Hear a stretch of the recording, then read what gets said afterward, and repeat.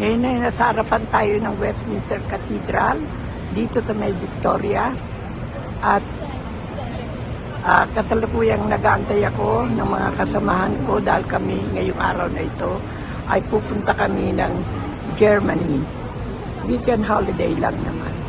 At dito ang meeting place sa harapan nitong famous Westminster Cathedral. Catholic Cathedral ho ito. At ito ay isa sa kinikilala rito sa England. Ito ay dinadayo ng mga Pilipino at napakalaki ho nito. Isa ho sa makasaysayan ang katedral na ito rito sa Victoria. At maraming mga Pilipino ho rito na talagang inaano nila. Ayan. Maraming mga taong nagsisimba. Ano nga pala ngayon, Friday, kaya pala maraming taong nagsisimba. Gusto kong pumasok pero wala pa rito si Aida para bantayan itong mga dala-dala ko. Ayan o. Ito ang kabuuan ng Westminster Cathedral.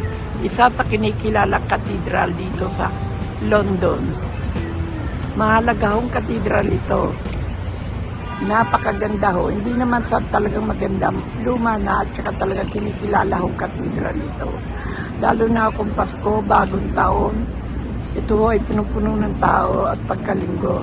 Ngayon ho ay maraming tao. Hanggang siguro mamaya dahil Friday pala ngayon kaya naalala ko na Friday pala kaya pala maraming tao. Ito naman o ang harapan. Ito ang Victoria High Street. Ayan. At ang daming sasakyan.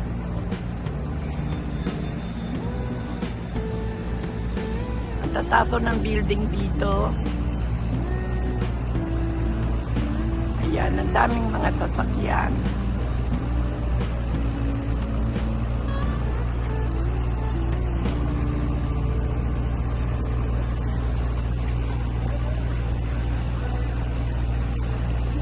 Mga sasakyan ho. Ayun, sabak-sabak ng traffic. At naka-line up na ang mga sasakyan. Heavy traffic ngayon.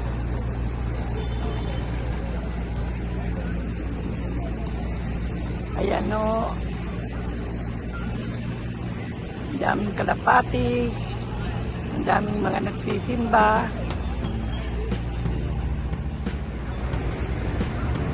Ito naman o ang gilid ng simbahan. Ito, tagiliran ng simbahan.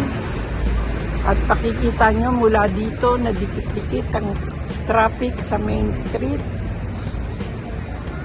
Nagkakabulbul na ang mga sasakyan. Hindi ko alam kung ano meron sa kalsada. Traffic na traffic ngayon. At ang ibang sasakyan ay mga diverted. Mga diversion ho ang mga ibang sasakyan. Kasi itong mga karamihan ho rito, yan ang McDonald's pinagawa yata. Ayan ang mga building nitong Victoria. Pero famous din ho ito dahil ito ay malapit na sa Buckingham Palace. Panayo ako madalas dito kung ako'y nag-holiday ng Europe dahil nagkokotse lang ako at dito ang meeting place Panay.